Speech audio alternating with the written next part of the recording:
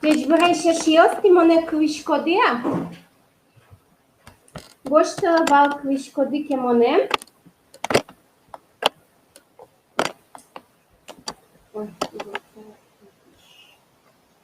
Ожен аж квишкомы, тоже мой. Ожен аж неос тунне да скватет урок мессер читышком. Проводим сегодня наш 16-й урок. Ашме экспресс-курс млен. Тунне ашмеос верашкомы тодевайомы нарышик. Вспомним сначала, да, тему прошлого урока. Собере большом клем-мылем вошьет ёсты. Возьмем падежи оставшиеся, и у нас закроется вся система падежей. И возьмем сослагательное наклонение, оно очень легкое. Будет очень много стихов сегодня.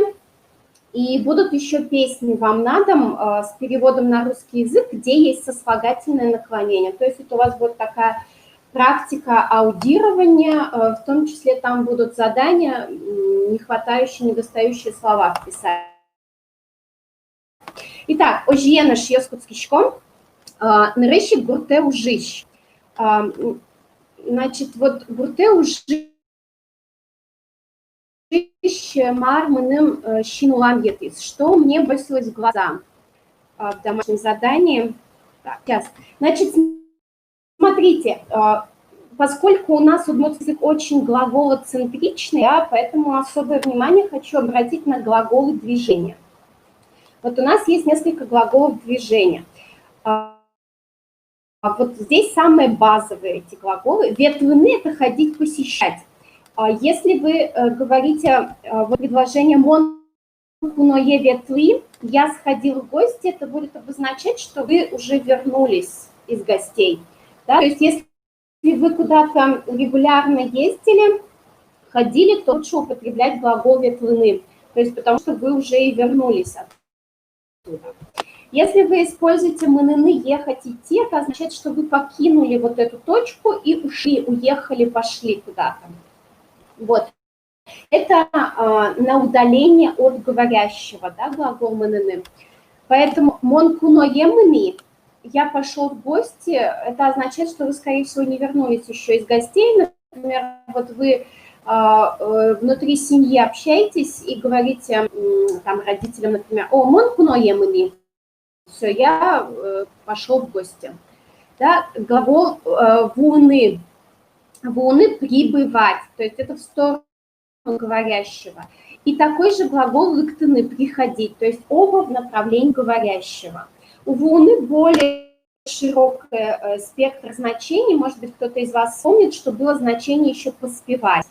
Да? И глагол «кошкыны» – это глагол уходить, уезжать, то есть тоже на удаление от говорящего. То есть можно сказать, что вот кошкыны, мыныны, они в паре, и лыктыны, вуны, они в паре, то есть они синонимично используются.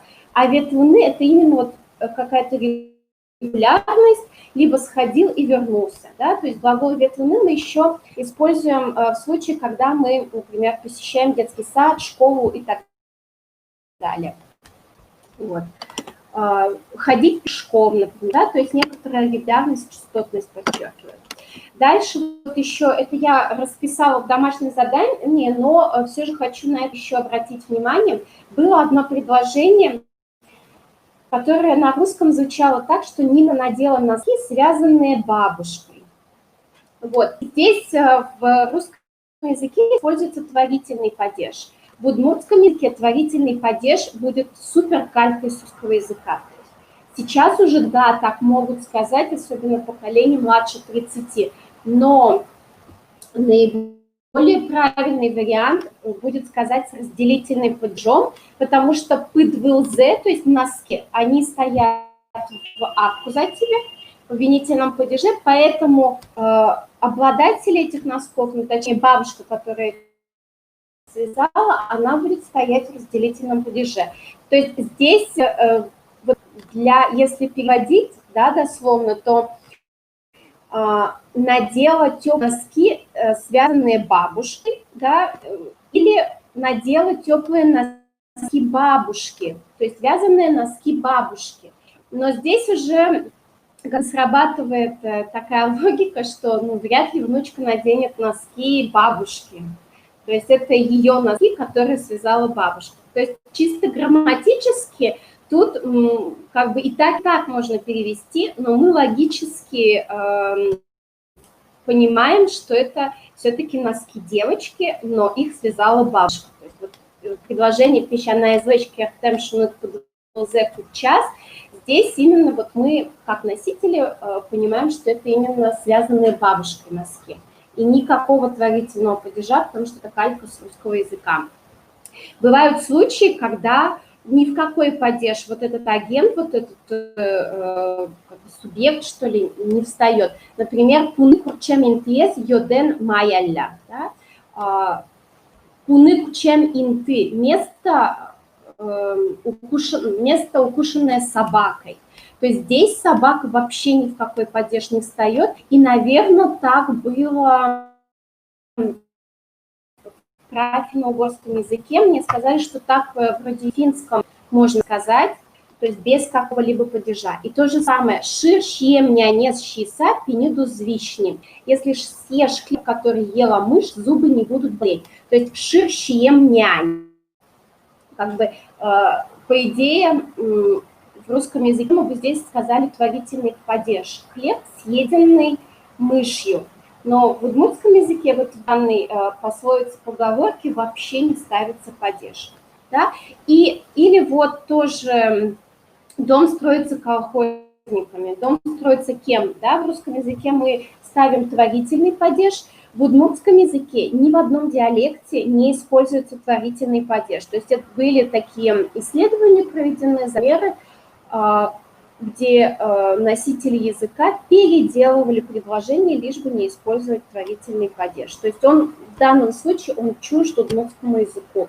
И только вот за счет влияния русского языка он начинает входить в речь, ну, начиная, естественно, с более молодого поколения. Вот. Дальше вот здесь еще тоже было такое предложение, тоже на него хочу обратить внимание. Дело в том, что в удмуртском языке после логи тоже могут приобретать лично-притяжательные суффиксы. И поэтому вот здесь у нас было предложение «буямте выжвле вышлёгет ёсвел визы», постелили на непокрашенный пол коврики. Вот. Здесь нельзя было поставить слово «корка» уже, потому что иначе нам надо было показать, чья это поверхность пола дома. Да, поэтому мы здесь пропускаем слово «корка», иначе должно было бы быть «коркален буямте выжвелаз». Да? Вот. Это вот гурте ужищ, да, какие-то замечания. Дальше, значит, вспоминаем, что мы на прошлом занятии проходили причастие. Да? У нас 8 форм в удмуртском языке этих причастий. Эти формы, в свою очередь, можно выделить большие группы, которые указывают на время совершения действия, да, на время, на характеристику, когда это происходит. Вот.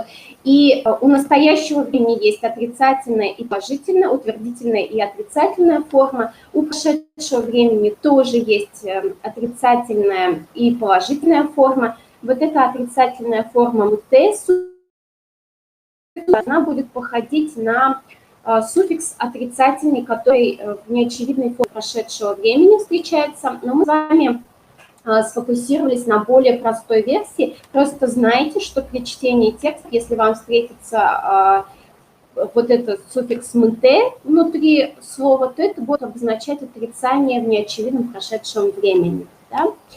Дальше для утвердительной формы в прошедшем времени у нас два варианта.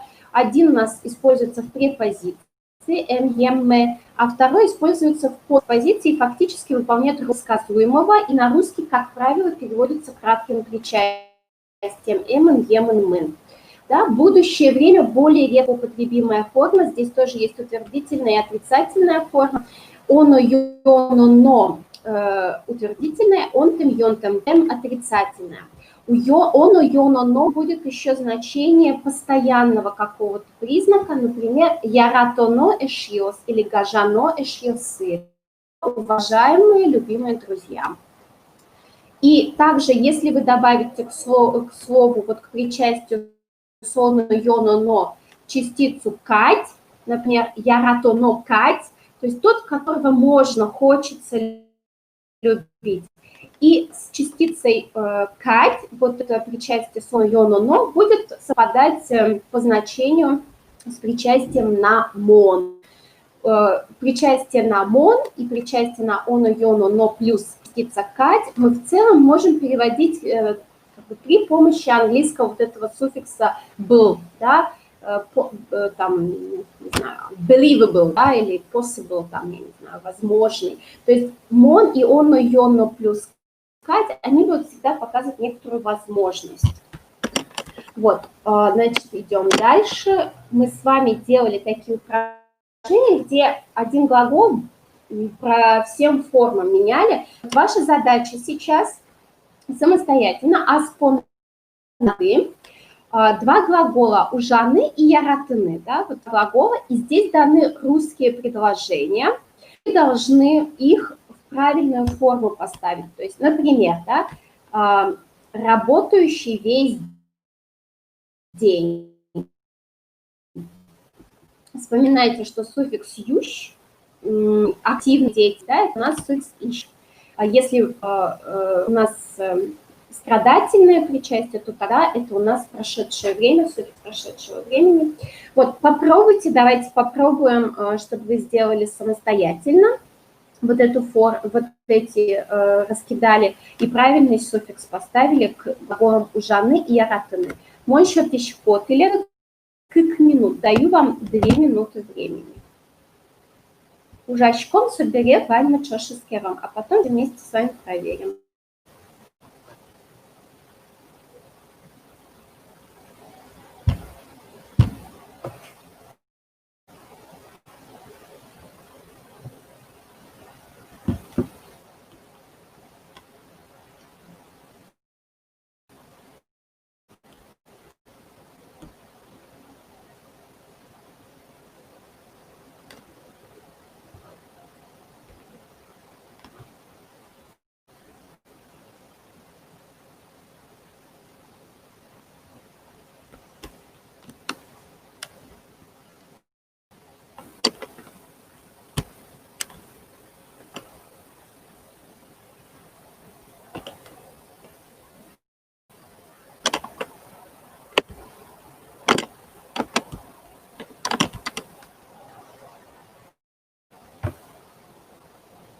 Вернула с вами.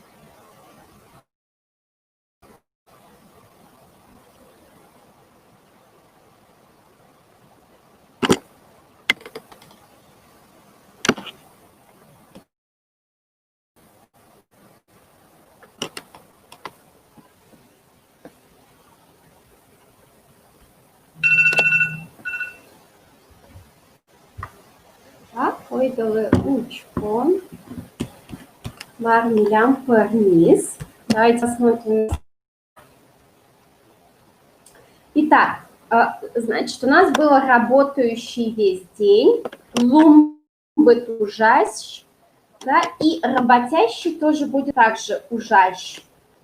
Да, работавший в школе человек, здесь у нас про прошедшее время речь, поэтому школалым ужам адями. Этот человек, работавший в школе, да, или это, ну, на русский бы логичнее было перевести, этот человек работал в школе. Та адями школалым ужамын. да, по-удмуртски, потому что в постпозиции мы используем суффикс «мын». В препозиции у нас суффикс «м», «ем», «ме». Студент, которому предстоит работать в школе, то есть речь о будущем времени, школаын ужано студент. Или любимый человек как постоянное качество, признак яратоно адями. Человек, которого можно любить, да, хочется любить, можно любить яратумон адями. Или мы могли бы сказать яратоно кать. Да, то есть синонимичный вариант яратоно кать. Такой вот милый, что его прям хочется любить, яратоно кать. Человек, который не работал в школе. Школаын ужамте адями. Да, здесь мы делаем отрицательную форму с суффиксом «т». Дальше. Нерабочие часы. Наверное, здесь вот это была самая сложная форма. Ужантем час йос. Да? То есть вот так надо запомнить. Школаин малый ужантем. Почему вы не работаете в школе? Да? Почему не работодатель? Ну, почему нельзя, почему невозможно работать в школе, как бы в таком ключе, да, то есть,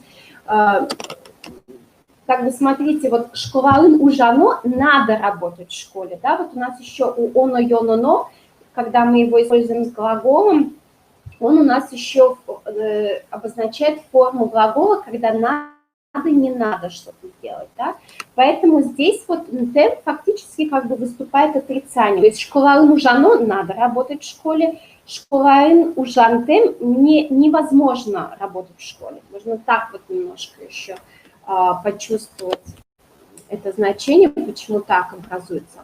Никого не любящий человек, но кинено яратиштем адями или мурт, да, мурт это у нас иранское слово, в самом слове удмурт оно скрывается, и в таком выражении чужаться кого-либо муртаны, есть такое слово, то есть человечиться, что ли, то есть если чужаться, бояться кого-то, это как раз будет глагол муртаны. Умой. Надеюсь, что здесь все понятно. Оскишко татынвань звамон шуса. Надеюсь, что здесь все понятно. Но мы ничко майжвань и идем дальше. Смотрите, здесь я еще хотела тоже на прошлом уроке об этом не говорили, в домашней презентации это было, но еще раз обращу ваше внимание на что. Вот глагол «я был», «я была», да, то есть очевидная форма, она во всех лицах, независимо от числа лица, она везде вот вал. Мон вал, тон вал, со вал и так далее, ми вал и так далее. А вот в неочевидной форме это вал уже будет меняться по лицам и числам. То есть я был, оказывается, о, монаштем вылышкем, о, я, оказывается, ленивая. Да? Ой, то наштем вылемет, ты, оказывается, ленивый. Причем здесь очень часто может использоваться в значении не про время, а вообще, когда что-то выяснилось неожиданно. Да? Ой, да ты, оказывается, алнашский, да, и так далее. Вот, ну, например, да, здесь алнаши штрос-кужа вылышкемны. Ой, нас много, оказывается, из алнашей. Да? То есть здесь даже скорее не на прошедшее время указывает, а на неочевидность этого факта. То есть мы его сейчас только что осознали. Макер кужмо влемет, какой ты сильный, оказывается. Здесь тоже не обязательно, что это указывает к чему-то прошедшему, скорее на неочевидность этого факта для говорящего. Да? И очень часто у нас вот эта форма вылыны используется в сказках увиллям-вылылям или увиллям-завылямзы. Да? Зачастую в сказках отсекается конечное «зы», которое является суффиксом множественного числа третьего лица для формы «соос». Да, потому что мы и так по контексту понимаем, о чем идет речь. Вот. Это что касается вот того, что мне хотелось бы, на что хотелось бы обратить внимание. Значит, дальше еще вот вспомним с вами неочевидную форму прошедшего времени. Значит, глагол «кылыны» и «валаны». Тоже, пожалуйста, сделайте два глагола вот в формах неочевидного прошедшего времени. Вот. Отрицательную форму не делаем, да, потому что она строится легко, добавляется a will и все. Сложную форму, как я вам сказала, для начала, чтобы вы ее распознавали внутри текста, для употребления пока достаточно простой северной формы. Да. Итак, мон ще дышкодедвы кык минут, даю вам 2 минуты. Значит, таблица у вас перед глазами. Напоминаю, что у нас в форме тон факультативное использование суффикса «ед», да, и также факультативно суффикс «зы». Вот. Ужашком соберись.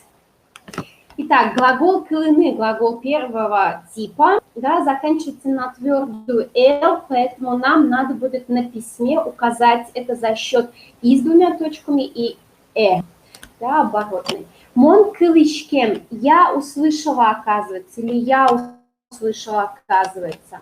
Тон кылемет или тон кылем, да, ты услышал, оказывается. Со кылем, он услышал, оказывается. Ми кылышкем мы услышали, оказывается. Ты кылылямды, вы услышали, оказывается. И сос кылылямзы, они услышали, оказывается, да. То есть здесь у нас мы можем запоминать в парах. Пара мон, ми, то есть первое лицо у нас ищем и тут, и там. Просто во множественном числе у нас обязательно еще суффикс мы. Форма тон и со, они тоже совпадают. В форме тон мы еще можем добавить факультативное ед. И третья группа – это форма ты и сос, где приходит ля-ля. И у нас получается еще во втором лице обязательно добавить надо ды. Вот в форме сос уже зы факультативно используется. Глагол валаны. Глагол второго типа заканчивается на аны, яны. Соответственно, мы здесь уже имеем гласную, нам уже не нужна соединительная гласная с суффиксом. И мы используем суффикс шкем.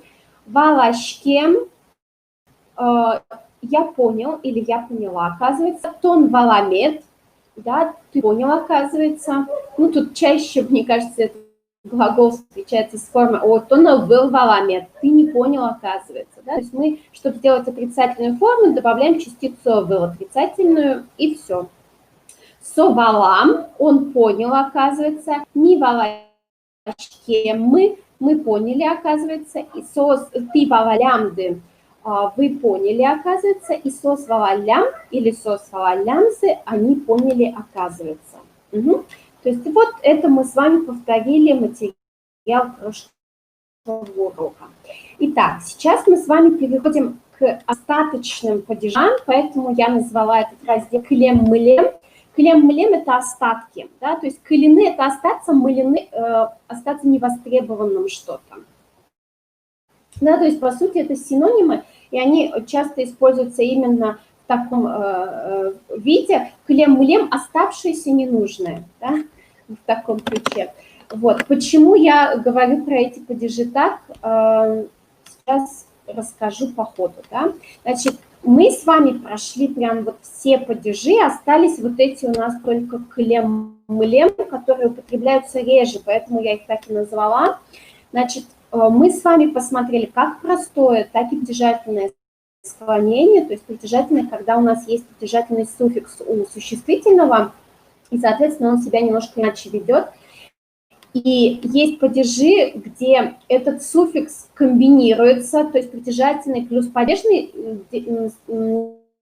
образует некоторый микс. Да, вот как, например, в винительном падеже или в творительном падеже. А есть падежи такие очень адекватные, легкие. Почему? Потому что сначала идет притяжательный суффикс, а потом суффикс падежа. Да, вот вы видите здесь, например, родительный падеж такой очень хороший, разделительный, дательный. То есть такие понятные, адекватные, когда сначала идет притяжательный суффикс, а потом падежный суффикс. Вот. Как раз вот в школе именно называют падежные окончания, то есть их не называют суффиксами, но вот лингвисты мне скажут, что да, окончание как бы в конце, но удмуртский язык опровергает это сам, потому что вот в таких падежах, как творительный или винительный, здесь у нас нет падежного суффикса в конце. Он либо в середине, либо превратился в некоторый микс с падежным суффиксом, вот причастный с падежным суффиксом какой-то новый конструкт образовался.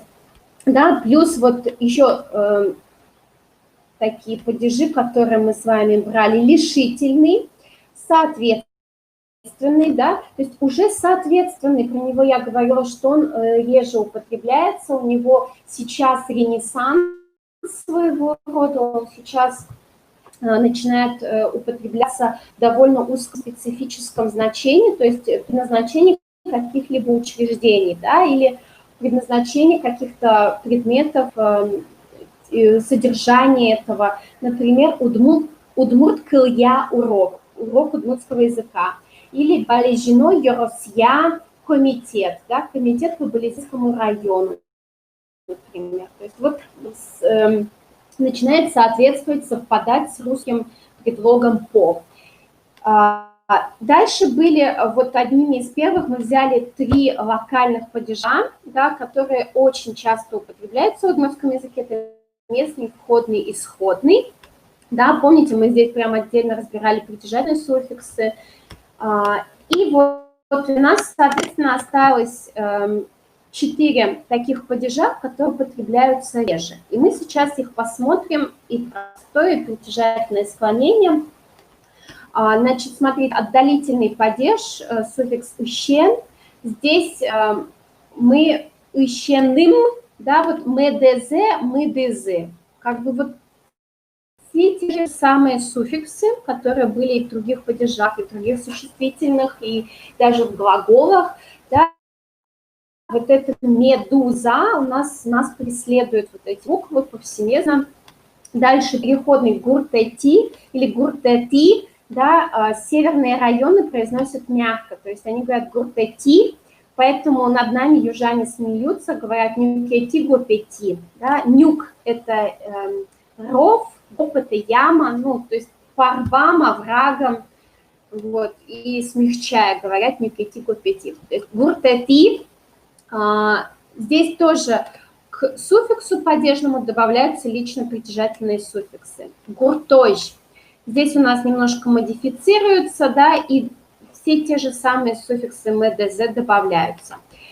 Суффиксом лань, он у нас более такой простой, то есть сначала идет притяжательный суффикс, а потом уже суффикс падежа. Да, ну что, посмотрим по отдельности эти падежи. Итак, смотрите, отдалительный падеж и предельный мы будем смотреть в паре, потому что они антонимичны друг другу по значению. Отдалительный падеж, у него вопрос «кытыщен». И для тех, кто внимателен, вам сразу вспоминается вопрос «кытыщ», откуда исходный падеж. Да? Но в чем их отличие? Кытыщ – это откуда, а кытыщен – из какой точки. Кытыщен будет иметь конкретную исходную точку либо во времени, либо в пространстве. Да, то есть, например, то есть имеет начальный пункт действия, движения или время начала действия во времени. Например, предложение, да, «Можгаущен гуртощ пыдын мыными». Из Можги до деревни мы шли пешком. Здесь теоретически, если бы вы сказали «Можгаущ гуртощ пыдын мыными», тоже было бы понятно, но носитель все-таки бы сказал вот именно исходную точку. То есть если мы говорим про какие-то расстояния или про временные какие-то отрезки, то мы используем вот отдалительный падеж как исходную точку и предельный как финальную точку во времени и в пространстве. Да? Отдалительный «ищен» суффикс, а предельный суффикс «ощ». И вы тут вспоминаете, да, то есть у нас был суффикс, где причастие «тощ», да, который у нас указывал в том числе на предел во времени. Да, там «шунды пукщитойш ужамы». Мы работали до захода солнца. Да, и здесь вот есть как раз еще и существительное, которое с похожим суффиксом тоже имеет значение предела в пространстве или во времени. Да, например, еще, да, предложение тоже Чукнаущен джиточ дышецкимы. Шестое предложение. С утра до вечера учились, мы учились. Или, да, если возвращаться снова, чтобы подряд читать, клем арыщен татынующко. Я с прошлого года живу здесь. Да? Клем арыщен ар – это год, арыщен с прошлого года. То есть, соответственно, русскому с какого момента, с какой точки. Да? Вордышконыщен угужани. С понедельника уже не буду работать. С какого момента? Куноуин джардонош пукимы. Джардон – это рассвет. В гостях мы сидели до рассвета, да, то есть здесь до какого момента, до какого предела, да, суффикс «ощ» указывает предел во времени и пространстве. Укмыстонети арьосощ песчаная колхозын ужас. Моя бабушка работала в колхозе до 90-х годов. Реже, но употребляется также в форме множественного числа до 90-х годов. Да, суффикс «ощ» предел. Опищен тачощ пыдынманимы. Оттуда до сюда шли пешком. Да, то есть вот эти наречия места отын, татын, опищен, татыщен, они все тоже будут вот в этих падежах стоять, меняться. Корка дорыщен пошкомы. Мы уйдем от дома. То есть здесь вот тоже указывается на исходную точку. Мы пойдем как бы до за лесом. То есть здесь точка за лесом где-то. И мы вот пойдем до той точки. Да, то есть тут даже не перевести одним словом. Мы пойдем вот до той точки. Умой. И да, вот ёж очень часто заменяется послелогом дорожь.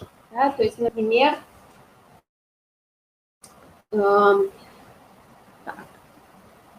тон дорожь.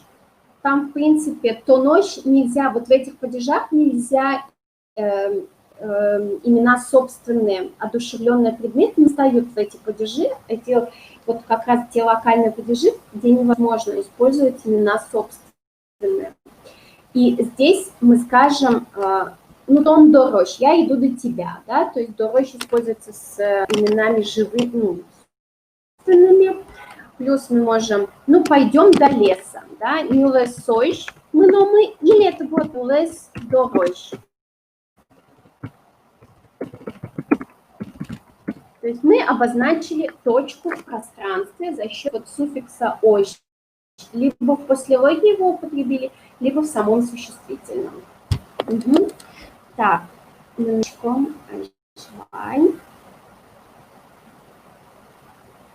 Угу. Переходный падеж, суффикс «ты», да, «ты».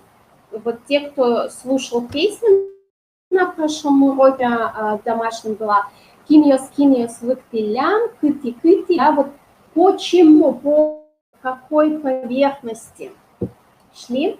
Значит, здесь у нас суффикс «эти». Бывает, что вот это между суффиксом и самим словом выпадает. То есть может быть просто гурти, да, без суффикса вот соединительного. Посмотрим, какие у нас здесь... Сейчас, тут был еще вопрос в предыдущем. А если кто-то отдаляется от некоторого объекта, но у него не было, например, я вижу, что он отдаляется от магазина. Магазин дорищен. Я бы сказала, со магазин дорищен лыкте, да, то есть он идет от магазина. Кытыщен солыкте, откуда он идет? То есть исходная точка, вот если мы скажем кытыщ солыкте, откуда он идет, то это более широкое понятие, более абстрактное. А вот ищен – это прям вот более конкретная точка.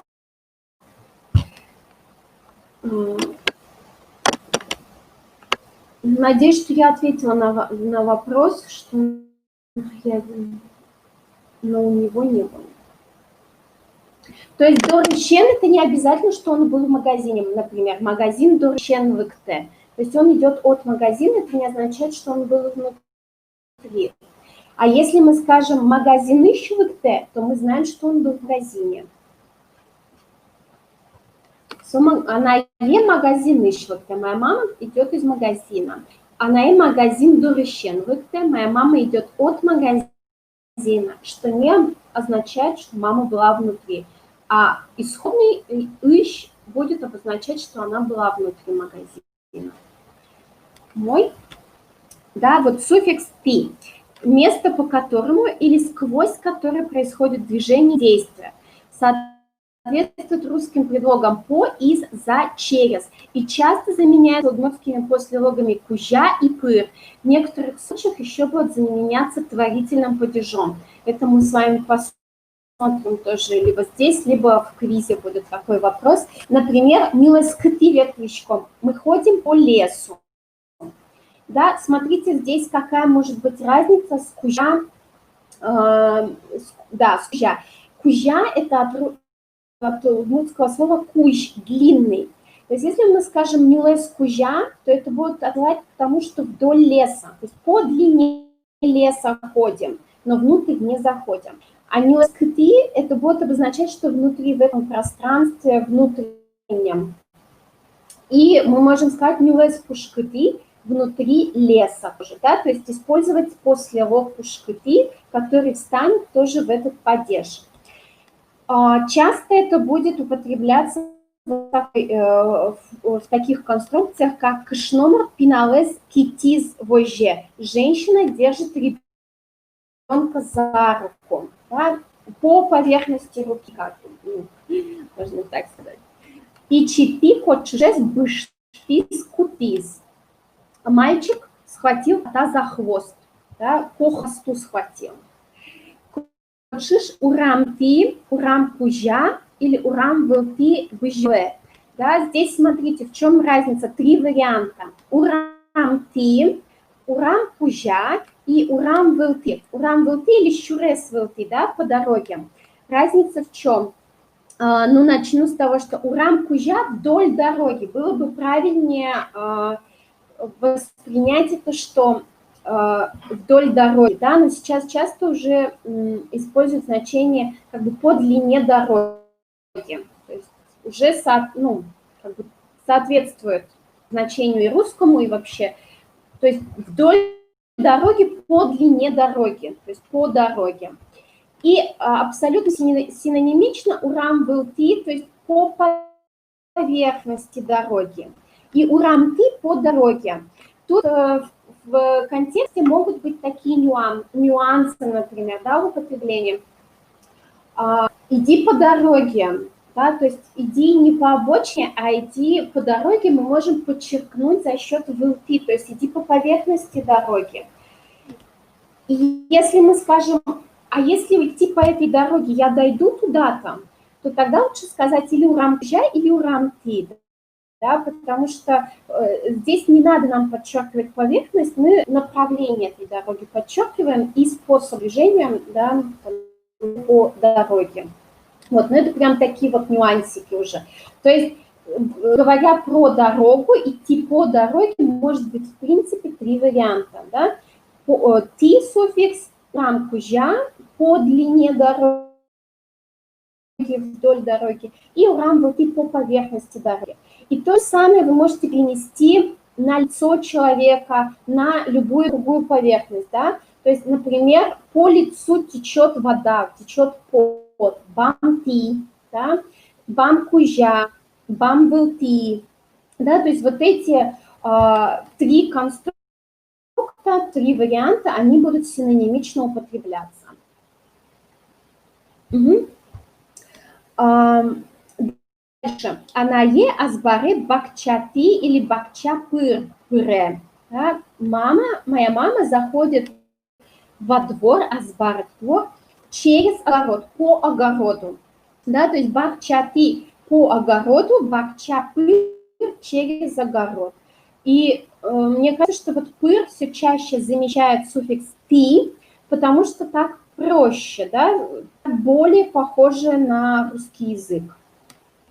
Заходит через огород, говорит по телефону. Тут тоже вот про телефон я вам сказала, да, что разговаривать по телефону, можно сказать телефонен, вирашки, творительный падеж, телефон ти, вирашки, посредством по телефону говорить, и телефон пыр, вирашки, через телефон говорить, тоже варианты возможны. Дальше, ватсытымы луджаджигьёс лобджиса кошком. Над нами дикие гуси летят. Лобджиса кошком буквально переводится как уходят, улетая. Да, то есть на русский мы переводим просто улетают. Да, то есть мы пишем, каким способом они удаляются. Ватсытымы, ватсын, помните, это у нас было над, когда есть некоторое расстояние между объектом и, не знаю, как правильно сказать, то есть между агентом и тем, что над ним. И мы здесь поставили ватсын падеж, ватсыты, и мы добавили лично притяжательный суффикс, указывающий, что над нами. То есть вот после лог снабдили несколькими маркерами. Да, падежным маркером и маркером принадлежности. Эсэти или эспы люкишкыкум. Это известная песня девушки, невесты, которая прощается с родным домом, прощается с каждой частью дома, и она поет эсэти потыкум, мемиелыш люкишкыкум. Эсэти как бы через дверь. Выходя через дверь, когда расставалась с мамой, здесь у нас три части с личным притяжательным суффиксом «м». Да? И по сути «сети» через дверь мы можем заменить после лога «пыр». Да? И сейчас все чаще именно так и происходит. Так, смотрю, что тут вы мне в комментариях кинули. Смотрим. Значит, отличается от коми-языка. По коми было бы магазин «щань». Да, у нас есть еще в сторону магазина, то есть как бы в том направлении идет, но не факт, что зайдет.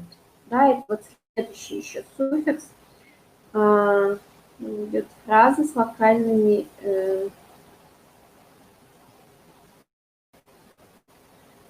уехал от нас. Дорыштыны кошкис. Тут у нас происходит то-то и то-то. У нас наконец-то дорамы вуиз.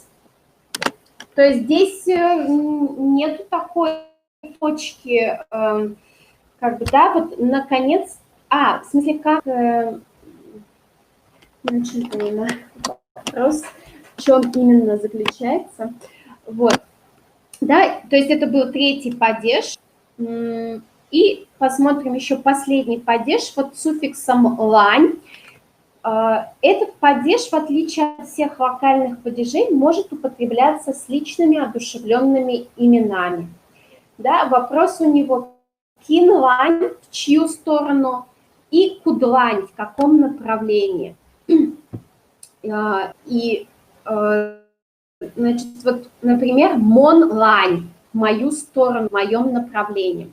Да, и этот падеж еще удобен тем, что лично притяжательные суффиксы идут после существительного сразу, а потом уже добавляется падежный суффикс. Нет таких осложнений. То есть это у нас направление движения в какую сторону. Часто заменяется после логом пола. Вот, например, на севере мы практически не употребляем суффикс лань, у нас все чаще используется пола. Куаш тулыслань каришке. Погода к весне. То есть буквально погода к весне делается. Нунал джитлань или джитпала каришке. Да? День клонится к вечеру. Либо джитлань, либо джитпала с глаголом каришканы делается, да, становится. Кудлань, кудпала мыном. Куда, в какую сторону пойдем. Да? То есть и так можно и кудлань, и кпала. Пинал йос, анайзылань, анайзы пала быжё. Дети бегут в сторону своей мамы. Да? Ну и не путайте близко, да, по написанию. Помните маршрутные имена, которые фигурируют в названиях топонимов в населенных пунктах, что там часто бывает использование такого правильного угорского падежа, то есть мы говорим в игре, в можге более такой удмуртская форма игралан, а не игралын, или можгалан, а не можгалын, кургалан, а не кургалын. Да? Но опять-таки язык стремится к упрощению, поэтому это такая, к сожалению, исчезающая форма вот этого отдельного локального падежа, точнее 3 локальных падежей, да, потому что во всех 3 где, куда, откуда, вот с этими волшебными именами. Да, посмотрим предложение. Так, сейчас я посмотрю, что тут. Местоимение ведь нельзя с локальными мы заменять на дор, да, не доры, дорамы, то есть здесь можно дор, ну дор тут получается такое как бы значение и дома, и после лога. То есть, чтобы сказать к нам приехал, дорамы лыктис, то есть дор здесь скорее как в значении можно и так трактовать. То есть это он приехал к нам в дом, и он приехал к нам и так, и так. То есть получается дор в таких формах имеет, можно с лингвистической точки зрения рассматривать и как послелог с лично-притяжательным суффиксом, так и существительное в локальном падеже с лично-притяжательным суффиксом. Итак, смотрим примеры. Отдалительный падеж. Укно ищен ленае заджи. Я из окна увидел Лену. Здесь можно было бы сказать укно ты. Я через окно увидела Лену. А здесь именно точка исходная. Укно ищен аджи. Клем арыщен Катя Ишкарын Уле.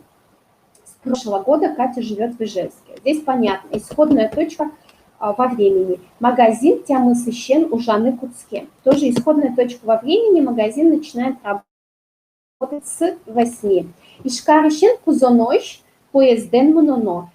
Из Ижевска до Казани надо ехать на поезде. Да? Здесь, смотрите, да, вот как я и говорю, расстояние лучше всего вот через эту форму передавать. Магазин щен мон пьел жингарты. Я позвонила своему сыну из точки магазина, то есть здесь исходная точка, как бы пункт, да, я позвонила своему сыну из магазина. Магазиныш мон пьел жингарты. Вот просто думаю, магазиныш мон пьел жингарты. Не очень логично, потому что, например, в таком же значении, как магазин щен, будет мы разберем на уроке, мы с урока разберем, как бы вот точку я задаю, что мы будем на уроке и в этот момент разберем. Потом, например, мы встретились с ним в Ижевске, Ижещен, Ишкар, Ищен, Пумищки мы. То есть если мы какую-то точку указываем конкретную, что мы встретились, я позвонила оттуда там, да, то мы чаще всего будем употреблять именно вот этот отдалительный. Предельный. Можгаош машинаен мыны. До Можги мы ехали на машине. Здесь нету такого нюанса, то есть ну, для носителя, мне кажется, нет сложности в том, что Можгаош, по идее, это предел, да, то есть как будто до Можги доехали, а в город не заехали, да. То есть если бы вы здесь сказали Можгае машинаен мыны, тоже бы абсолютно правильно было. Поэтому я говорю, что вот эти падежи, они все реже употребляются и все чаще заменяются другими вариантами. Да, потому что, в принципе, этих нюансов нет в виде падежа в русском языке, это тоже влияет. Вот. Ничук на ищен джиточ дышецкимы. Да, вот стабильно вот в этой форме еще употребляется вот конструкция ищен оч. Да, с утра до вечера мы учились. Гудрико шконоч ми удмуртку сынвал. Мы были на курсах удмуртского языка до августа. Переходный падеж. Да. Коля городети или городети или городти, без можно тоже употреблять. Калгис. Коля гулял по городу. Мон школае арамати арамапыр мынышко. Я иду в школу через рощу или по роще. Да? Там, где ты, больше воспринимается по роще, арамапыр через рощу. Но в целом они как бы синонимичные. Урамети или урам кужа машнао светло. Или урам вылти машнао светло. По дороге ездят машины. Анай пизе китис кутис. Мама взяла сына за руку. Направительный. Пинальос тымет лань или тымет пала кошкизы. Дети пошли в сторону пруда. Джажигьос шурлань или шуркужа тубизы. Здесь, смотрите, значение шурлань будет означать в сторону реки поднялись. Но это какое-то нелогичное предложение, потому что обычно река всегда в низине. И обычно с рекой всегда используется ващкны глагол «спуститься к реке». Поэтому не знаю, откуда они поднялись к реке, которая и так в низине обычно бывает. А шуркужат без это означает, что гости поднимались по реке. Куаш сижелвань кавичкизни, то есть погод к осени, джетлань мино гурте вуим. Ближе к вечеру, в сторону вечера, мы тоже прибыли домой. Да. Коля карети калгизда. Карети или карти. Да? То есть можно вот эту е или опускать. Да? Как это уже, мне кажется, относительно зависит. Ему легко произнести это сочетание суффикса и существительного, или проще добавить или е. Дальше, щеремпыр. Ужано, ужа. Чукнайшен берджитош уж полывьемын. Джоштишке эшеслы Андрей. А кыльтымон уж шокчыным мазавы. Ужано, ужа. Кемалашен ёжи ужашко юаэшес. Чукажейшен куцкишко. Да, итак, смотрим перевод. Работай, работай, работай, работай. С утра до поздней ночи, утонувший в работе. Выемын – это у нас причастие постпозиции, да, от глагола выемы – тонуть. Пылы – куда? Да, у нас, когда мы обозначаем группу однородных предметов, среди травы, в работу, да, там будет пылы. Джош Тишке сокрушается своему другу Андрей. Да, то есть, ой, надо работать, работайте с утра до поздней ночи, работай, работай. А кыльтыны – это надоесть. А кыльтымон, вспоминаете, это у нас причастие, работа, которая может надоесть, надоедабельная работа. Шокчины вздохнуть, маза в или воля в, по-северному бы сказали, нет возможности. Маза в, хорошее выражение, нет возможности. Нет свободы что-либо сделать. Ужано, ужа, работай и работай. А давно ли ты так работаешь, спрашивает друг. Начинаю с завтрашнего дня. Чукажевыщен. Надеюсь, что здесь все понятно. Предложение написано в УДП.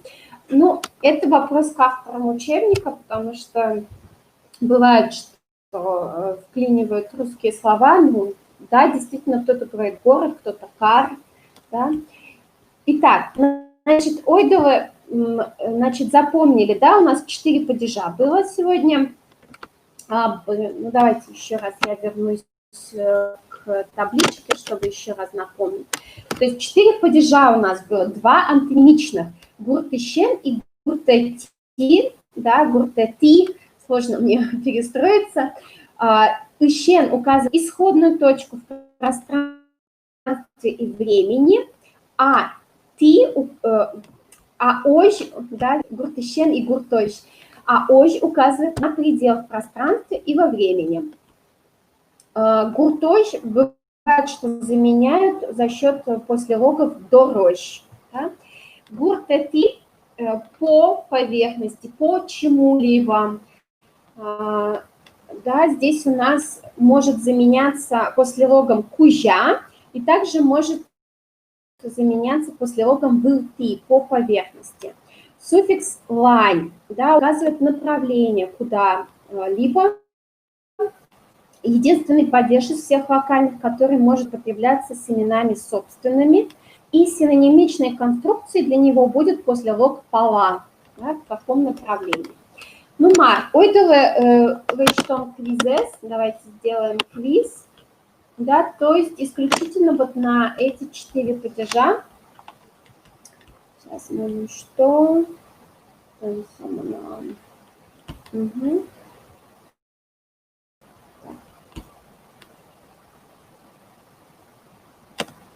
А дишкоде, вы видите?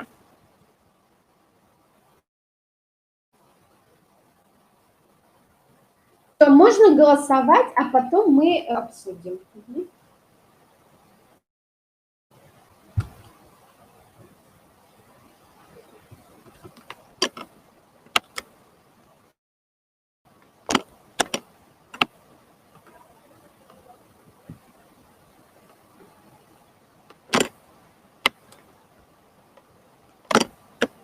Ничего не надо писать, вы там себе отмечаете, какой вам вариант кажется правильным. В некоторых случаях есть 2 правильных ответа. Потом вы, когда все сделаете, я с вами все это обсужу. Точнее, я обсужу, вы посмотрите свои варианты ответов.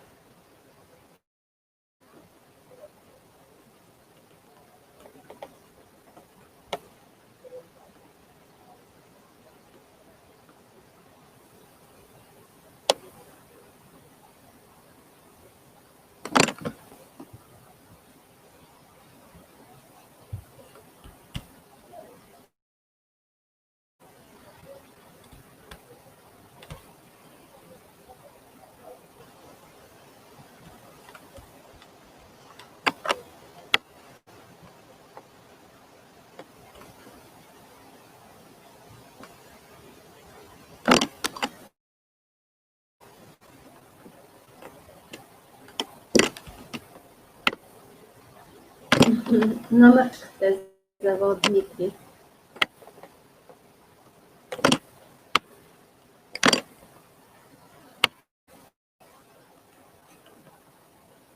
Так, у нас почему-то только 50% присутствующих участвует. Ну ладно. Угу.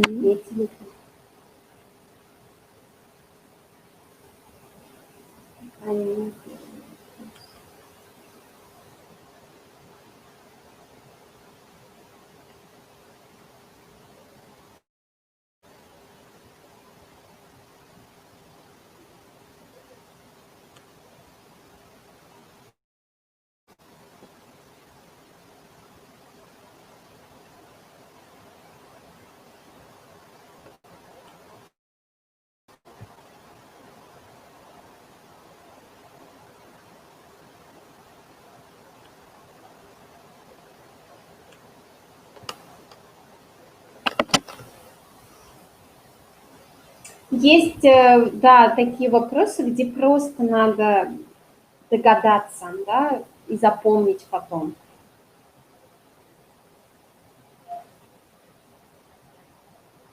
То есть нет логики, почему именно так.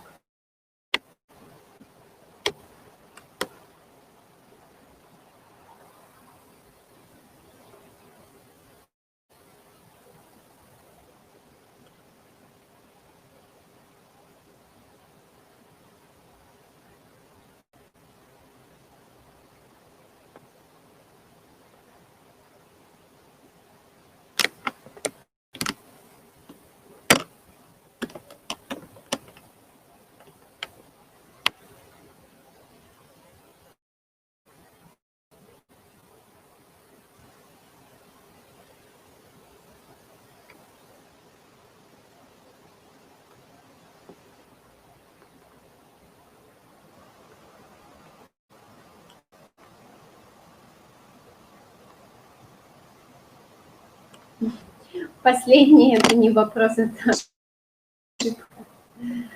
21 это так, баловство. Подошел.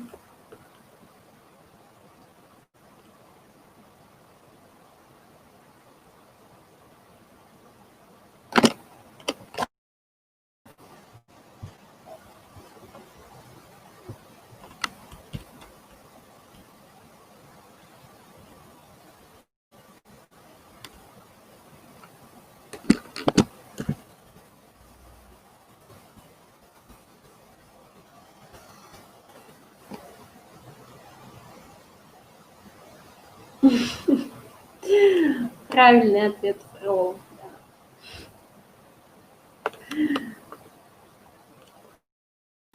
Так, давайте дожидаемся тех, кто еще не доделал. Есть точный ответ даже. Угу.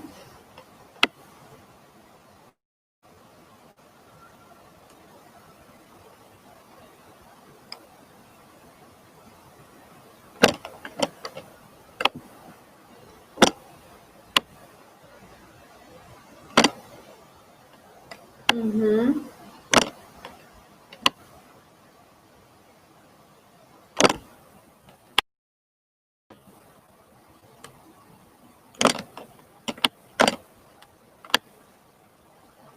Так. Сейчас еще троих подождем. По-моему, у нас 8 или 9 человек. Когда дойдут козы.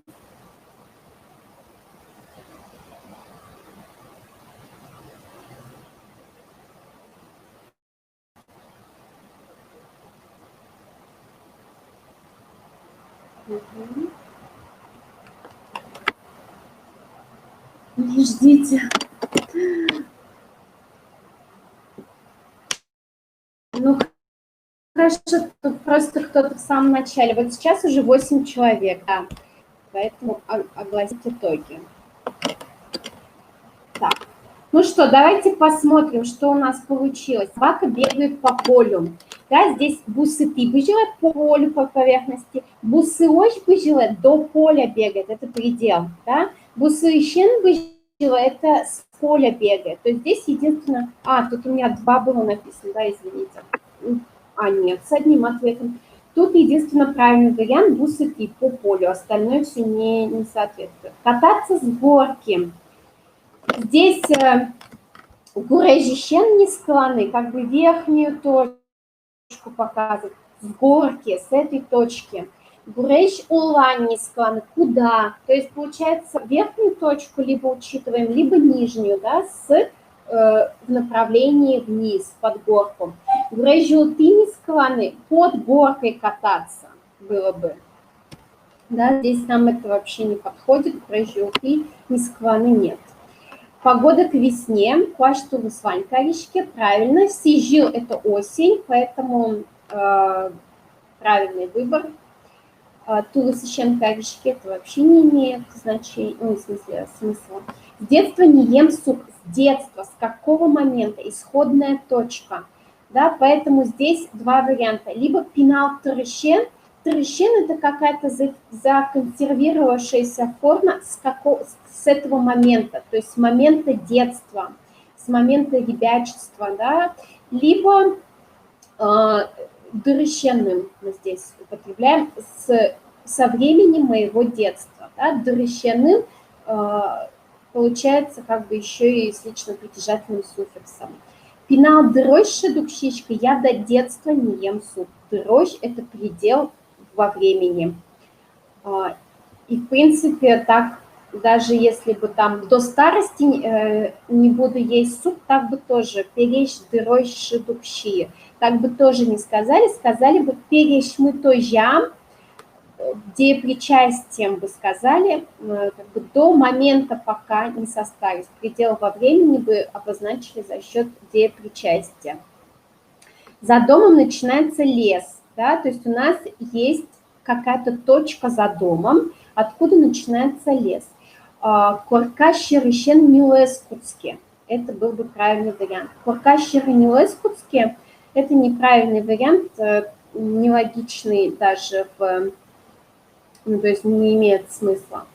Коркащер Нилескутске тоже нелогичный, потому что щерты, обычно вот этот суффикс «ти», он требует какого-то движения по поверхности. А лес у нас просто начинается, то есть некая статика. Едет по дороге, да, с несколькими вариантами. Щурес кужамыны, правильно, как бы вдоль, по длине дороги идет. Щурес вылты мыне идет по поверхности дороги, щурес тимыне идет по дороге, щурес ценмыне такого вообще не может быть. весь день уже болтают по телефону, да. Телефон првумбыт супылтени, запоминает глагол супыльтыны, болтать. Сейчас я вернусь потом еще с вопросами, сейчас до конца пройдем, если что-то непонятно, вернемся. То есть телефон пыр через телефон, телефон тег, типа болтает и без телефона. Такое может быть, но не в нашем случае, где по телефону подчеркивается. И телефон ты, тоже правильный вариант. Здесь могло быть еще в творительном падеже телефонен. Да? Давай махнем в сторону моря, в направлении моря. Да? Ойду заречь палашонтом или ойду заречь доры шонтом к морю, да, после логом доры можно было бы сказать. Ойду заречь лань шонтом, тоже можно было бы, да, с суффиксом лань сказать.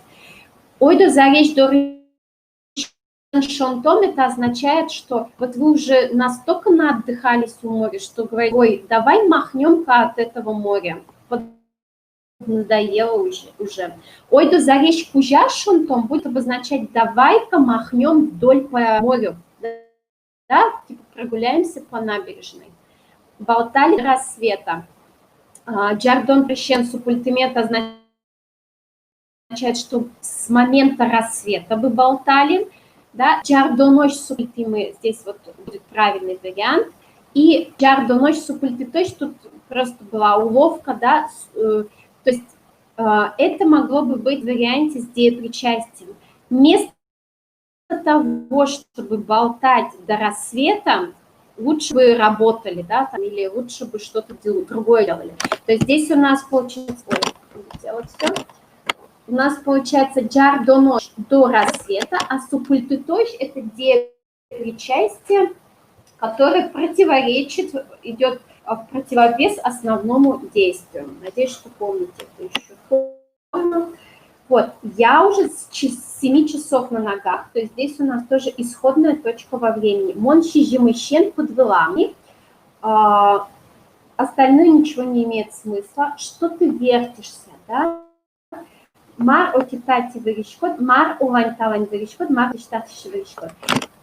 Здесь только мар улань-талань вырежкот. Здесь вот надо запомнить мар улань-талань, как бы в разные направления двигаешься. Что ты вертишься, что ты ёрзаешь, ты голову в разные направления меняешь, поэтому здесь только такой вариант. Отитати ветлыны, например, ходить тут там, тут сям. От иштапиш отсюда, оттуда. То есть понабрали всяких, типа от иштапиш, да, такое может быть значение. А если вертеться по сторонам, ягозить, то это только олань-талань. Дети молниеносно выросли. Здесь просто надо на интуиции, да, может быть, кто-то слышал такое выражение. Здесь это вот кытимати. Причем в диалектах съедают, бывает, кытимаки, как-то вот так произносится. То есть, если у вас есть под рукой носитель, то спросите у него. Кытимарки, вот, кытимарки, мои говорят кытимарки. Вот, кытищен матышин, кычoj маож не имеет значения, то есть просто запомните, кытимати, типа кытимарки, это молниеносно, очень быстро, да? Ну, буквально где-то что-то. Синоним слова кудлань, в какую сторону? Правильно, все идеально ответили.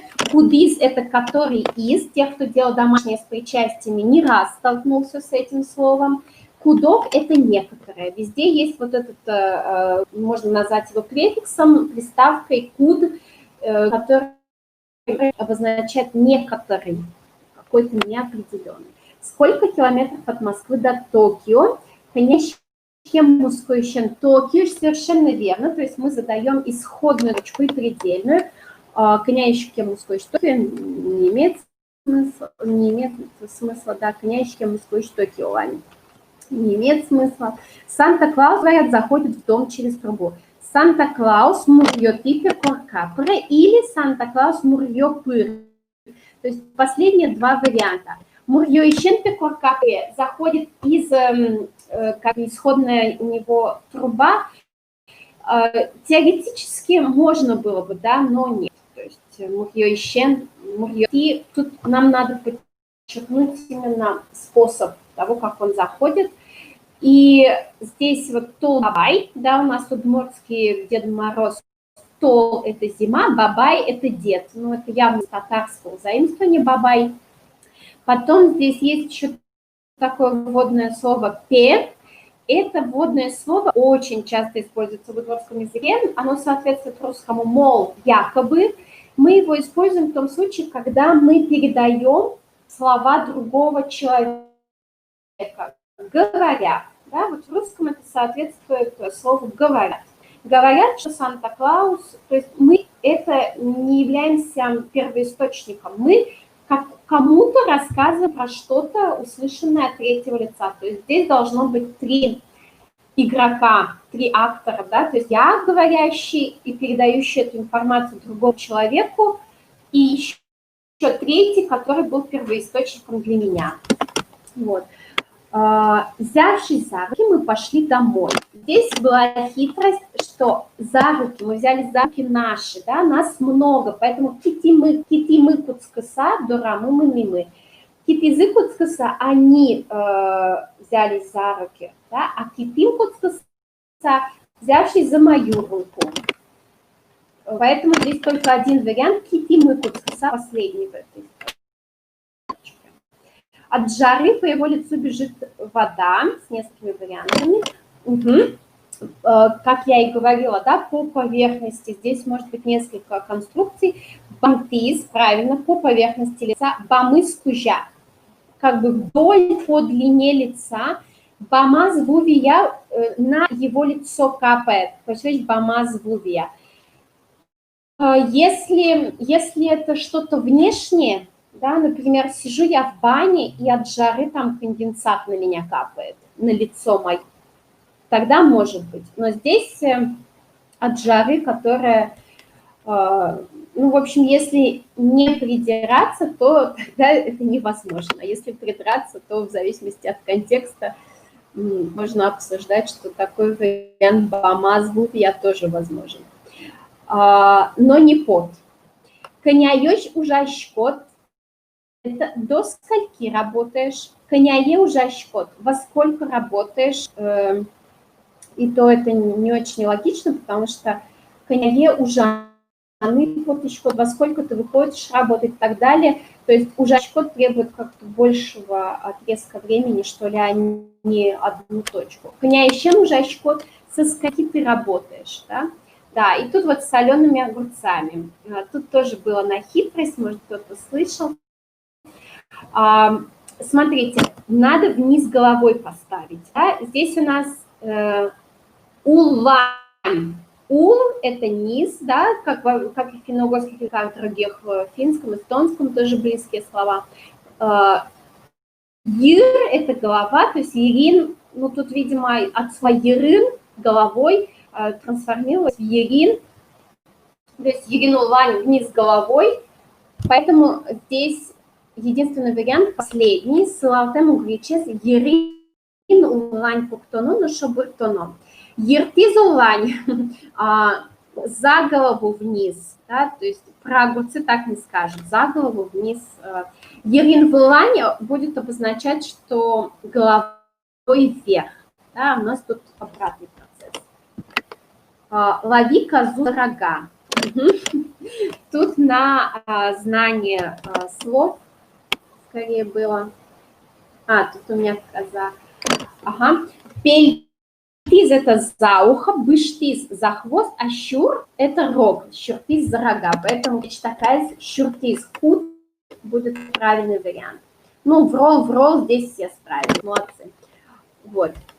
Так, что-то тут еще был вопрос, у нас еще одна грамматика использовалась. Можно использовать вылог в настоящее время, то есть вместо «п». Санта-Клаус «п». Нет, вылэм нельзя. То есть заменить автоматом «п» на вылэм нельзя. То есть, например, если вы хотите сказать, типа, оказывается, Толбабай такой старый, ой, Толбабай перещ вылэм. Это типа про настоящее время, просто неочевидность для вас подчеркивается. А П – это именно вводное слово. Я вам в следующем уроке примеры приведу, потому что есть еще другое вводное слово, когда я от себя говорю про себя. Так, возвращаемся к презентации, возвращаемся к грамматике. У нас с вами будет сослагательное наклонение, оно несложное совершенно. Так, извините, сейчас вот тут вопросы еще по вопросу. Так, тут было, что 21 Иоанна и Вала, и еще во втором вопросе, да? Так, вы видите сейчас экран, да? Так, второй, кататься с горки. Здесь может быть два варианта. Гурежищенни склоны, то есть мы даем верхнюю точку, мы катаемся с горки. И гурежулани склоны, кататься под горку, то есть либо исходную точку, либо направление указываем. И так можно сказать. Никак не уйти, потому что кататься под горкой не может быть. Вот, ни грамматически, ни логически здесь это не подходит. И 21. То есть можно было сказать, гурежулын не складчиком. Вот если горка крутая, мы боимся, мы под горкой катаемся, то можно было бы сказать, под горкой катаемся, где гурежулын не складчиком. Но гурежулын не складчиком нет. Так, и 21. 21 это просто была ошибка моя. Ну, в смысле, просто не имеющая значения. Так, и перед презентациями, значит, если у вас еще, смотрите, у нас будет на следующей неделе последнее занятие. Если у вас какие-то остались вопросы, если у вас есть какие-то такие темы грамматические, да, которые вам хотелось бы обсудить, или что-то менее понятно, чтобы мы на следующем уроке, у нас было такое обобщающее занятие, где мы бы какие-то моменты подтянули. То есть сейчас вот как бы будут, ну, то есть те вещи, которые мы не затрагивали, либо поверхностно затронули, либо такие моменты, которые бы мне вам хотелось еще рассказать, например, про притворность в притворную категорию в удмуртском языке, да, или вот про эти пы, марым, да, как сойти за своего, вставляя вот эти слова-паразиты. Потом что-то планируется онлайн, ну, потом планируется, что я отдохну, вот, и потом я думаю делать еще вариант такой онлайн, что-то вроде текстов, то есть по методу Ильи Франка, да, чтобы тексты были с переводом, с какими-то занятиями, которые, опять-таки, можно было бы сделать самостоятельно в своем режиме каком-то. Но это вот как бы уже вопрос к мотивации отдельно взятого человека, будет он это делать или нет. Ну что, итак, вы тогда подумайте, какие у вас есть идеи по поводу следующего занятия, какие темы, может быть, есть, которые не дают вам покоя, спать ночью не позволяют. Вот, вы мне их отправьте, пожалуйста, их по почте, и я тогда отвечу. Вот, я вижу, тут вопросы пошли. Давайте сейчас грамматическую часть посмотрим, которая еще на сегодня была запланирована, а потом я вернусь к вашим вопросам. Яран? Итак, сослагательное наклонение, да, соответствует русскому «бы», «абы» да «кабы», да. Действие, которое желательно, предполагаемо, может совершиться при определенном условии. Мон менесал, я бы пошел. Да? В удмуртском языке, как обычно, у нас это за счет суффикса достигается. И этот суффикс во всех лицах и числах одинаковый. Это суффикс сал. И смотрите, значит, что здесь тоже происходит. Да? У нас, как обычно, первый, второй тип мы отдельно рассматриваем. Возьмем первый тип. Везде во всех лицах сал плюс добавляется показатель лица.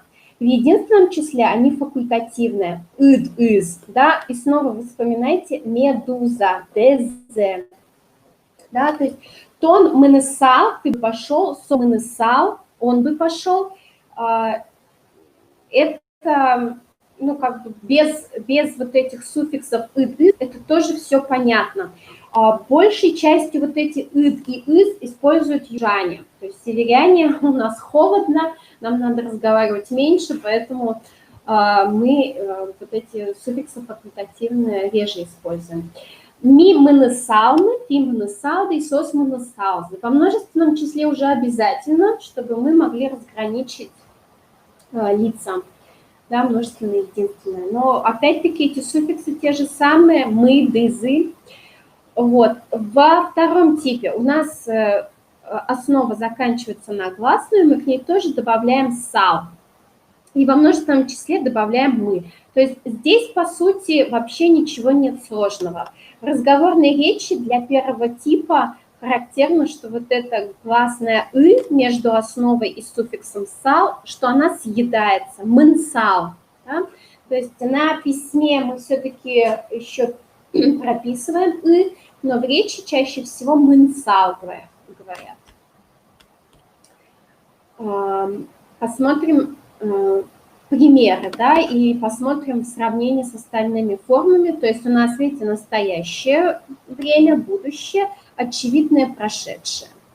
Да, здесь у нас опять вот эти повторяются суффиксы «д», «з» и во множественном числе «мы», «дызы».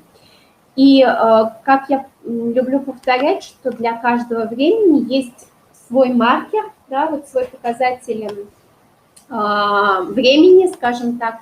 То есть если для настоящего, как правило, характерно «шко», вот это «шко», да, во первом и втором лице, для будущего это либо «о», либо «ё», для прошедшего это «и» или «и» с двумя точками, да, то для сослагательного это суффикс «сал», да, он во всех лицах идет. Дальше что у нас? Да, то же самое для второго типа. То есть везде у нас суффикс «сал». То есть ничего сложного нет.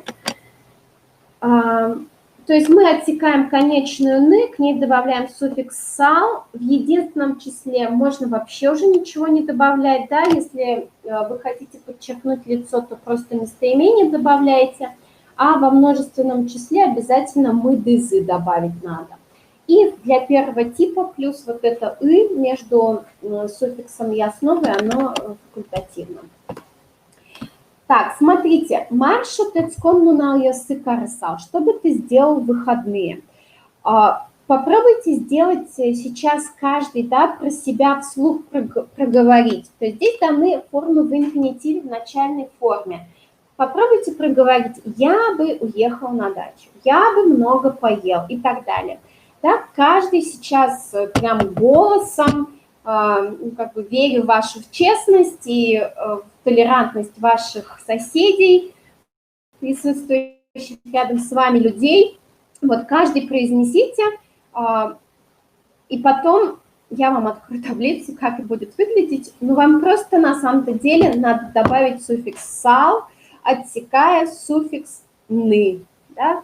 Кошка-сал. Здесь нам уже сложно сказать кошк-сал, потому что слишком много сочетаний согласных, это перебор. То есть 3 ш, к, с, это уже чересчур для удмуртского языка.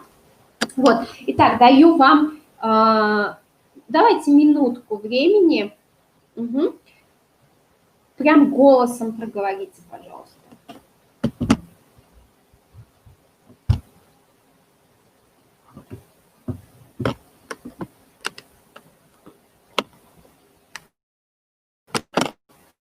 Наверное, получаса хватит. Ой, в смысле, 30 секунд хватит.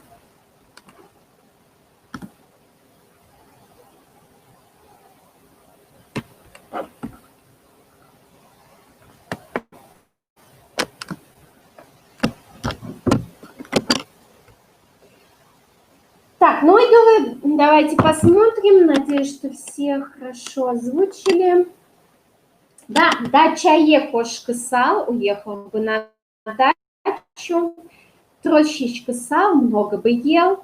Паркын шашлык сал, сделал бы шашлык в парке. Винану сур сал, пил бы вино и пиво. Лум бы ты же сал, спал бы весь день, киноучка сал, смотрел бы кино, книга писал, читал бы книги, да, тут у меня уже бы выпало. За речь дурешон писал, умотал бы к морю, до рынку писал, сидел бы дома, удмурт крылы дышец писал, учился бы удмуртскому языку. Да, смотрим, наверное, не со всеми предложениями были согласны, поэтому посмотрим, как устроить отрицательную форму. Значит, отрицательная форма. Как обычно, у нас здесь своя парадигма отрицательных частиц, да, которые несут в себе прям все основное значение, потому что глагол будет все то же самое, что было и в утвердительной форме. Да, вот как мы смотрели неочевидное прошедшее время, то есть частица добавляется к утвердительной форме. Здесь то же самое. Частица добавляется к утвердительной форме, только здесь частицы уже в каждом лице свои. Они могут быть похожими, конечно. Мон эй, тон эд или эй, да, со эс, ми или эй, ти эд, эй и сос эй. То есть если вообще напрочь забыли, велика вероятность, что добавив эй, вы угадаете, потому что часто встречается именно эта форма. То есть здесь вот для формы тон, ми и ти, и тот и этот вариант более, ну, тот и этот вариант используется. То есть, например, я использую для тон скорее чаще эй, а для ми использую То есть непонятно как бы вот и так, и так. То есть вы можете использовать просто эту частицу, когда отвечаете на вопрос. Тон пицца щи сала, ты бы ел пиццу? Эй, все, эй, и все. Тон пицца щи сабы ты сала, да, специально здесь вам написала два типа предложения. Ты бы съел пиццу, да, то есть здесь имеется в виду всю. Щи сабы ты съев, закончить. И уже сразу у нас суффикс винительного падежа, потому что здесь уже как бы подразумевается, что всю пиццу. Да, то есть вот здесь надо просто запомнить эти частицы по лицам. Так, что? То есть, например, карантин две, дача и кошка сал, не уехал бы на дачу. Трос амщичка салмы, много бы не ели. Паркын шашлык отвлечьте салды. Вы не делали бы шашлыки в парке. Или ойвечьте салды. Я бы сказала ойвечьте салды. Винану сур ойюсал. Он бы не пил или я бы не пил. Да? То есть здесь надо будет смотреть контекст, либо добавлять личное местоимение. Лумбы ойежисал. Мона либо я бы не спал, либо он. Кино Аютчика Салзы. Они бы не смотрели кино. Тут, видите, во множественном числе за счет вот этих суффиксов лица нам помогает это. А в единственном числе, если необходимо подчеркнуть лицо, то тогда мы лучше добавляем местоимение, иначе будет непонятно. Либо добавляем этот факультативный суффикс «ид» и «из». Да, то есть, например, было бы книга «Эйлыджи Савыд» или «Одвыджи Савыд». Да, то есть здесь и за счет частицы можно было бы. Заречь «Эйшонты салми» или «Эмшонты салми». Дорин «Эйпуку салзы» или «Дорин «Эспуку салзы». То есть вот эти частицы запомнить. И что тут у нас? Тон эмежен чай юсала, ты бы выпил чаю с малиной?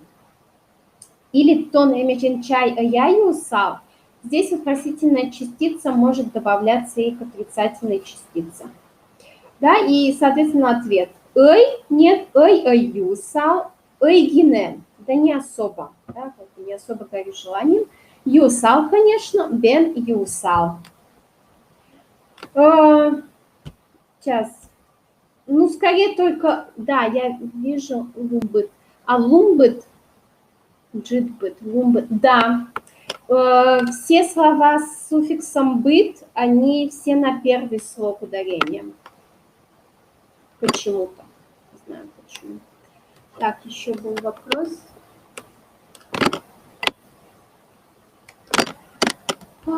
Так, здесь у нас было вот здесь, да, я где-то сказала, Дорин Пукусаузе. Нет, только Эй.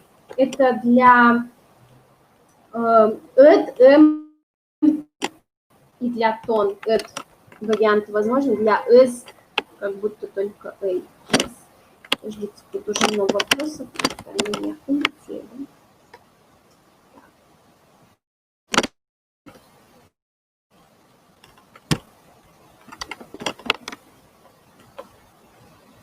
Про уменьшительно-ласкательный, да. То есть в удмуртском языке, например, уменьшительно-ласкательный только в случае с именами собственными может. Например, Оля – Оли, да, вот это И. Надя – Нади, Лена – Лени и так далее. А других нет уменьшительно-ласкательного. Так, вот длинный вопрос, и он не хочет показаться. Алексея. Можно ли на удмуртский перевести что-то типа «не хотел бы ты поболтать, поработать, поучиться»? Но это будет вероятно дугапоты, да, вот через эту форму хочешь, не хочешь.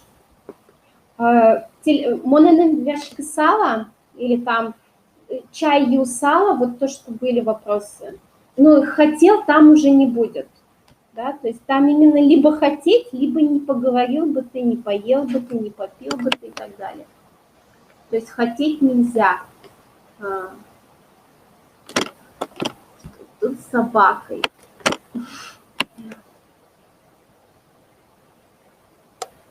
Слушай, твой вопрос про собаку никак проскакивает, просто не могу на него выйти. Если скопируешь сейчас, то надеюсь, что я увижу, почему-то вот именно это не показывает. Да, то есть здесь отрицание, просто запомните эти частицы. Так, здесь мы это обсудили. Да, и вот бы, есть еще, мог бы ты погулять с моей собакой. Слушайте, ну мне кажется, что удмурты вообще вот эту сал как будто вот в таких предложениях используют реже. То есть не пошел бы ты погулять. Удмурты более четко скажут «ветлывал». Сходил бы ты погулять с моей собакой. Да, или «пуненым ветлэмеду гапоты», «пуненым халгемеду гапоты», типа «не хочешь ли погулять с моей собакой?» Но в такой конструкции, когда ты что-то кого-то просишь, сал не используют, то есть скорее повелительные сразу. Вот, и конструкция вот бы, да, Хуачкина шунет медву сауглем. То есть у нас, помните, было, когда повелительное, у нас было мед плюс будущее время. А здесь мед плюс сослагательное дает вот такую форму вот бы, да. И видите, тут мед вусал вылем. Вылем это у нас не очевидное прошедшее, вусал сослагательное, а мед вусал вылем вместе дает вот бы что-то было бы, да. Но пьес тащариш медам бунетысалзы. Медам это, помните, тоже отрицательная частица в повелительном наклонении. Бунетысалзы это у нас сослагательное глагол вунетыны. Вот бы они не забыли. Можно через повелительное, да, вот это сказать, вот бы, но будет уже немножко другой оттенок. Мед квашенный хвост. Пусть погода будет теплой. Медамну пьес тащариш вунетов. Пусть дети не забывают об этом, да. Поэтому я вам предлагаю вот запомнить вот эту форму. Медву вот бы было, да. Там, я не знаю. Мед трос конь донелу салвле. Вот бы у меня было много денег. Кондоне трос мед лусал вылем, да, например. Или вот бы я была царем, да. Эксей мед лусал, мон эксей мед лусал вылем, мон эксей мед лусал вылем. Вот бы я была царем. Так, умой. Вот здесь будут предложения в презентации, да, примеры, чтобы вы прочитали. как строятся вот эти предложения. Если бы то-то, то бы вот это вот, да? Ну, в качестве примера, да, например. Якщо ми тросли салки, машина бачити салми, но машинальными за речь дурешутецкны шонты салмы. Если бы у нас было много денег, мы бы купили машину и на машине умотали к берегу моря, да? И тут и там сал. Вот, это вы, пожалуйста, дома посмотрите, потому что здесь есть перевод, посмотрите, как это работает, там ничего сложного нет. Да, здесь очень много стишков. Яша, тамашайк та яша, яблоксе, чье ватса, эшенескелю кусал, монцое юнгжасал. Да, глагол ватыны, ватыса, съедается вот это где части пряча. Да? Здесь тоже есть перевод, тоже можете его почитать, посмотреть. Quite кукыз зорки былен, quite кудыз машинален, но шмынамке quite лусал, мару меда карысал. Да, 6 лапок у Божьей коровки, 6 ног у машины, а если бы у меня было 6, что бы я сделал? Вот про зорки бы, по-моему, уже у нас, я вам уже отправляла текст, помните, есть такой диалектологический атлас удмуртского языка, он в нескольких томах уже вышел, и вот как раз Божья коровка – это пример слова, который существует в удмуртском языке, по-моему, порядка 150 вариантов. Это очень такая распространенная букашка. Кибы. Плохо видно с красным. Чуни. Жеребенок. Веша салтонен чуни, шуды салтонен чуни, только тонут щетскишки, марлызе у дверочки. Чаль, энкышка, тод мацком. Ме, я мечушен щичком. Иго-го, верлощичко, вортылыны дышецком. Здесь на что хочу обратить внимание, то есть здесь есть вот эти сослагательные. Еще чаль, это южный вариант, да, иди сюда, чаль, чаль-тачи. Лык-тачи, да, северяне скажут лык, лыктыны, лык-тачи. Или лык-тацы, да, южане скажут чаль, чаль-тацы. Давай. Причаливай. Ме, на, да, помните, у нас была даже картинка вай, дай, ме, это в значении на, да, то есть ме, на, нет у него корня, то есть это просто надо запомнить на, значение на. Да, еще один стишок, детский стишок. Малпашке семи, да, думает Семен, размышляет. А с баразы порвылын малпашке семи, щеми, да, правильно.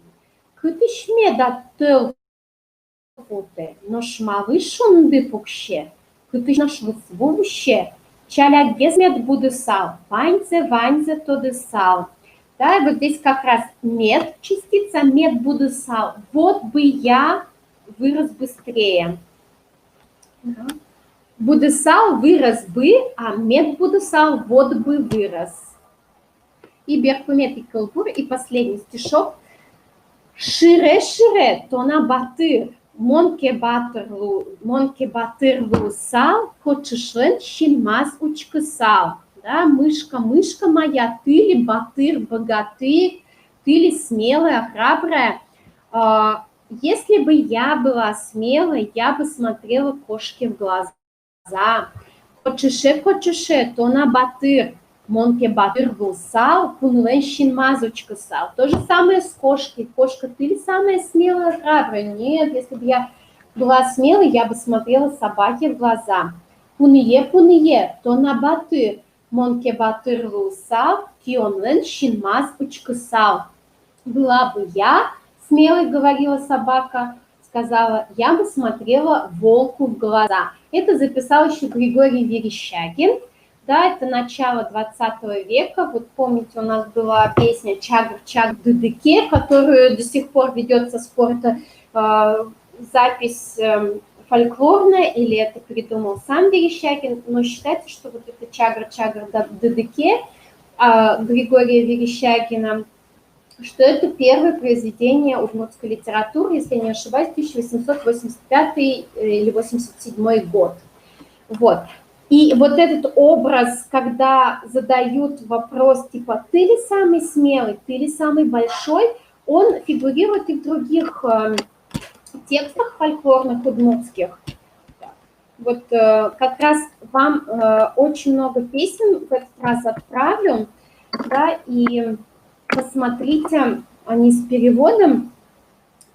Ну, «Самовар де Пыктали» тоже народная песня, «Давай ставь самовар», и собеседник все время отнекивается. Я бы поставил, да у меня нет сухого угля, у меня нет вкусного чая, у меня нет того, сего и так далее. Очень также известная песня Марвы «Тияй», «Почему сломала мухи черные цветы», про несчастную любовь песня и насколько горький лук и вино. Вот. И как раз эта песня, которая очень перекликается вот со стихом Верещагина про «Эпе джайжеге», тут тоже идет такой, ну, не круговой, а цикл такой, да, можно сказать, что обращается к гусю. Ты ли самый главный, ты ли самый большой? Он говорит, нет, я бы был, но я бы тогда не ел траву. К траве обращаются, траве и так далее. То есть получается как бы цепочка такая друг за другом в итоге доходит до Земли, до самого крупного объекта, можно сказать. Хотя тут Шунды не считается самым крупным объектом у них, хотя мы знаем сейчас уже, что... Так. Угу. Значит, Гуртеуш, домашнее задание, вот у вас будет тогда, послушайте песни, посмотрите текст, как они сделаны, да, как грамматически что-то там, может быть, вам незнакомое, непонятное встретится. Потом посмотрите предложения, которые, вот я сказала, с переводом есть в презентации. Потом будет одна песня «Баблес пилемки русал» для аудирования. То есть вам надо будет слушать и вставить в пробелы глаголы в форме сослагательного наклонения. Вот. И будет еще одно упражнение на вот эти как раз суффиксы, да, которые мы сегодня, 4 падежа, которые мы сегодня смотрели. Здесь может быть несколько вариантов ответа. Если у вас по ходу возникнут вопросы, то тогда задавайте. Так, это где-то, может, у меня описка италмас, потому что есть италмас, это растение, желтое, символом считается удмуртов. Вот, пишется так, италмас. Есть очень много всяких названий вот этого слова италмас. Так называют детей, так назывался фирменный поезд Ижевск Москва, сейчас его отменили. Потом так называется ансамбль государственной песни пляски, поселок Италмас есть. В общем, это есть бальзам Италмас. В общем, это очень популярное растение в Удмуртии желтого цвета, которое считается символом удмуртов. Да? То есть, в общем, так, позже. Таубаджим, Юан Юстывани, есть у вас вопросы, может быть, какие-то? Марина Зваламона, все ли понятно? Хорошо, сложное предложение, да. На следующий урок я напишу.